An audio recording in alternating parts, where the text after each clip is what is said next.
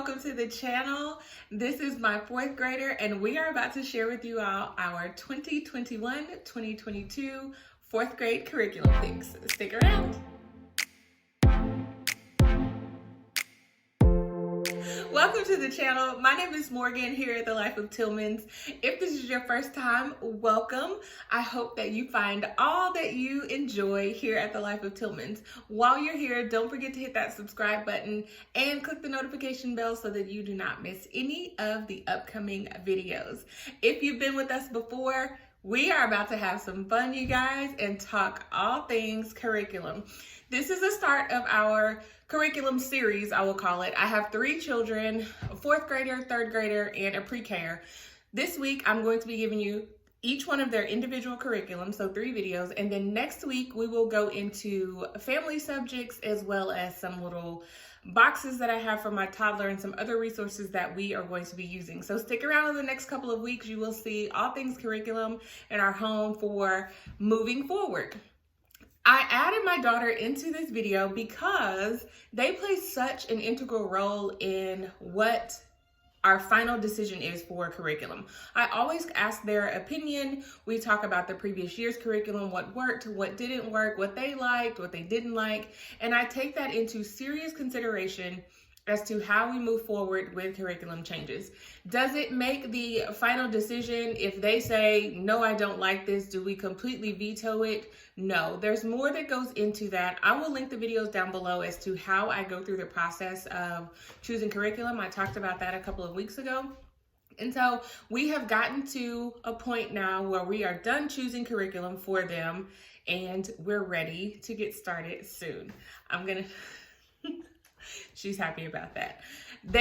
I've added in some new things that we did not have last year. And as I get to those, I'll let you know why we added those in, what difference I feel that they will make in our homeschooling life.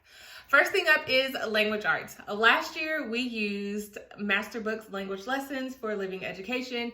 Loved it. So of course, we are not deterring from that at all. I am in a bit of a dilemma that I'm still trying to work out, but I have both of the books for her. She's going into the 4th grade, so you would think, naturally, let's do 4th grade. However, she is a little advanced, and some of the starting lessons within the 4th grade book are not to the level that she needs to be on. They're not challenging enough for her. She could breeze through them, but I figure why not? We're gonna start at about week or lesson number 15 in this book. And there's 1 lesson per week. So we're gonna start at about week 15 in this book. And so I went ahead and purchased the level 5, which is for 5th grade, because we will finish 4th grade and move straight into a 5th grade. So that is our language arts pick for her. It also comes with this 101 favorite stories of the Bible. I did a flip through of the level 3 and level 2 for language lessons, and I will also link those down below if you're interested. But this was used for level 3 also, and it's used for 4 and 5. So we will keep going through this book, and she really enjoys it. Do you like that? Yeah, reading all the stories of the Bible. Yes, it has been very eye-opening for her. We sit down, we read this together. She gets to learn more and more about stories of the Bible. There are a few questions at the end, and it also corresponds with the current lesson, whatever she is going over. It's been an awesome addition to our homeschool. Next up, last year we used teaching textbooks for our math. This big girl pushed through. She did a great job. She was successful within the course. However, she did not enjoy it as much as I thought she would. It has all of the bells and whistles. I will talk about that. I did a review of her teaching textbooks as well. I will link that video down below in case you missed it. It just was not for her. She is a give me the worksheet, let's get this done type of person. She does not care for all the bells and whistles and lights and sounds and everything when it came to teaching textbooks. So we decided to move to Saxon Math 5-4. We did the, what was it? I just lost my train of thought. Placement test. They do have a placement test for this math curriculum. She took the placement test and was 1 question from going up to level 7-6. And because of that, we're going to do some modifications within this one as well. We're starting her at 5-4, but we are going to start on lesson number, let's see,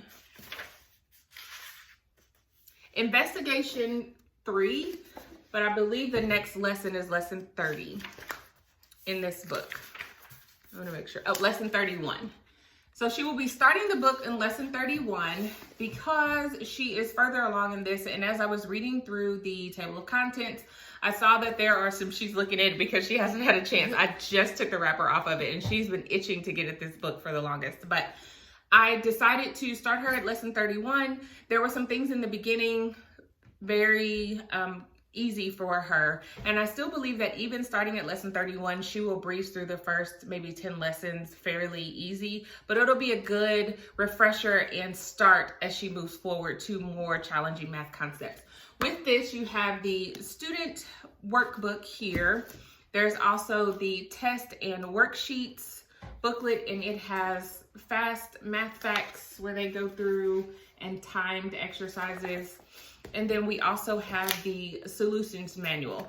This math curriculum is more hands-on for me. Solutions manual, it gives the answers to the questions. This math is more hands-on for me as the teacher, and I'm completely okay with that. I've said it before, but I absolutely love math, and that is the type of learning that she enjoys. She and I sitting down working on the math together, and then I leave her to do the problems, and we work through it that way. If she has questions, she lets me know. We go to the whiteboard. What else? We use manipulatives sometimes. She's really not a big fan of that, but if they help, I try to encourage that, and usually she takes it very well. We are going to do this Saxon math. I'm excited for her. It's right up her alley. She's my workbook girl. She gets right to it. She's like, give me my worksheets and I'll do it. Some children don't like worksheets. They don't like it. They don't like going through that, but she's good at that and she likes to work her problems out. So that's what we're gonna do. I felt as if we were lacking a few things in our homeschool this past year. There were some gaps that needed to be filled. And with these next items, that is the goal, to help fill those in. We will be doing Wordly Wise, and this is book number 3, which is intended for 3rd grade. So we're backing up a little bit. Wordly Wise is a vocabulary curriculum. I noticed that my girls read very, very well, but when it comes to understanding words, they don't have a good understanding of words. Part of that is because a lot of the words that they may read in their books, chapter books that they're reading, we don't use in everyday language. They're not common household words for us. I know the meanings of those words because I've lived, but they do not. And I noticed that they would ask me what I thought were simple meanings of words. However, they did not know them. But that's because they're not words that we use every day, like saw or claw. I don't use the word claw in everyday language. What does that mean? Claw to claw. It's something like cat's claw. Oh. See, exactly. But I know the meaning of that word, but they don't know the meaning. And the reason why that came up is because it's one of the words in this book. But we're going to use Wordly Wise. Perfect for her. What they do is go through the lesson, they study the words, and they have... Sorry, I'm trying to sit down good. They go through the lessons, they study the words, and they have questions that they can ask or that they have to answer in different exercises to go through for it. I've heard really, really awesome things about Wordly Wise. We're going to give it a try for this year. So I bought the student manual. There's also an answer key for book 3. And then this is the test booklet. So when you have the vocabulary test. This is the test booklet. If you guys are interested in a flip through of anything that we have, please just comment down below. I would be more than happy to do so because flip throughs are so helpful. When you cannot go to a store and look at it, you really depend on flip throughs. So another thing that we are going to work on, which will also help with vocabulary and spelling. I noticed that we needed a little bit more assistance with spelling as well. And I found these daily word ladders by Scholastics. This is grade 4 through 6, right on her level, but it's really fun activities where it helps them build the ladder each day, and they will learn the meanings of the words, so vocabulary. They will also learn how to spell them, and it helps with reading. My girls don't have a problem with reading. They understand, they use context clues to figure out what words mean if they're not able to do it, but this is going to be a great help, and it'll be something fun. Another thing we're working on is spelling. So you'll see the trend here. We have Wordly Wise for vocabulary. We have the daily word ladders for vocabulary, spelling, and reading. And then we are also going to be, she will be using the Evan Moore Building Spelling Skills. And this is also grade 3. I do not have a problem with going back a grade to help them be able to continue to progress. If she speeds through this in 6 months, perfect. Then we'll go up to grade 4. It doesn't bother me one bit, because I know that they are still comprehending and learning everything. They're still doing very well in their traditional language arts curriculum as well as their math curriculum. So we're not struggling with that. I just want to create a better and stronger foundation, and this is a really good way for us to do that.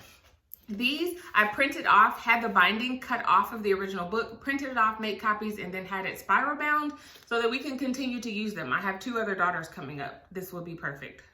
So we're going to do spelling, and it's simply 1 exercise per day. It has different activities in here, and it has a list of words, and this is what really hooked me on it, was I was able to go through the list of words. The first couple of word lists will be a breeze for her as far as spelling, but we will use them as a review, and then they get more and more challenging, which is exactly what we need for spelling here. The last thing that she will be doing is the Good and the Beautiful Writing Level 4. They always do handwriting, but we're jumping more into cursive, and she's been doing great in she has a scholastics book that has handwriting. She's been writing paragraphs in it, but I did the PDF version and downloaded it, and then took it also to FedEx, yes, to the FedEx, like Kinko's copy store, and had them spiral bound it. And they will be using that for language arts. So how are you feeling about your curriculum? Pretty good. Pretty good? Are you excited about it? Yes, very. Yes. She's my worksheet girl. I mean, some people don't like them, but she loves them. And this I was looking for my math workbook everywhere around the schoolroom. She's been like, can I get that book, please? Can I look at it? So these are our curriculum picks for the 2021-2022 school year. If you guys have any questions, you want to see any flip throughs, any suggestions, anything at all, just put it down in the comments. I would be happy to talk with you all about it. I hope you guys enjoyed this video. I hope that it was helpful for you. Don't forget to subscribe to the channel and click the notification bell. Stick around, because more curriculum videos are coming up this week and next week, and you don't want to miss those. I will see you guys right back here at the Life of Tillman's for another video next time. Bye. Bye.